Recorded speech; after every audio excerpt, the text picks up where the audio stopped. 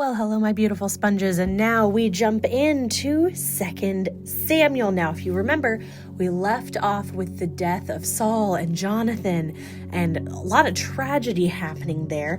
Now we're going to jump into David's reaction to that, because we haven't quite gotten there yet. After the death of Saul, David returned from his victory over the Amalekites and spent 2 days in Ziklag. On the third day, a man arrived from Saul's army camp. He had torn his clothes and put dirt on his head to show he was in mourning. He fell to the ground before David in deep respect. "Where have you come from?" David asked. "I escaped from the Israelite camp," the man replied. "What happened?" David demanded. "Tell me how the battle went." The man replied, "Our entire army fled from battle. Many of the men are dead, and Saul and his son Jonathan are also dead."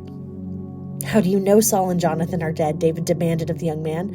The man answered, "I happened to be on Mount Gilboa, and there was Saul, leaning on his spear, with the enemy chariots and charioteers closing in on him. When he turned and saw me, he cried out to me to come. 'How can I help?' I asked him. He responded, 'Who are you?'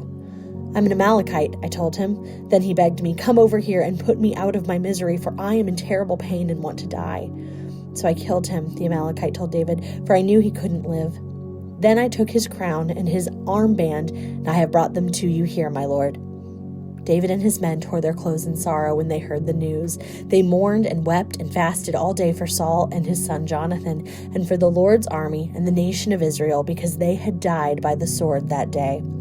Then David said to the young man who had brought the news, "Where are you from?" And he replied, "I am a foreigner and an Amalekite who lives in your land."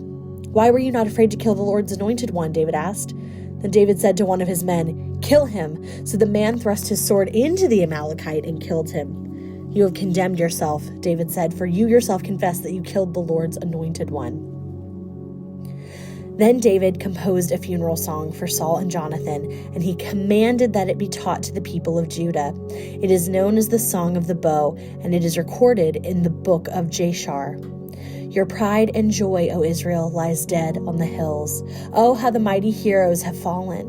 Don't announce the news in Gath. Don't proclaim it in the streets of Ashkelon, where the daughters of the Philistines will rejoice and the pagans will laugh in triumph. O mountains of Gilboa, let there be no dew or rain upon you, nor fruitful fields producing offerings of grain. For there the shield of the mighty heroes was defiled. The shield of Saul will no longer be anointed with oil. The bow of Jonathan was powerful, and the sword of Saul did its mighty work. They shed the blood of their enemies and pierced the bodies of mighty heroes. How beloved and gracious were Saul and Jonathan. They were together in life and death. They were swifter than eagles, stronger than lions. O women of Israel, weep for Saul, for he dressed you in luxurious scarlet clothing and garments decorated with gold. Oh, how the mighty heroes have fallen in battle. Jonathan lies dead in the hills.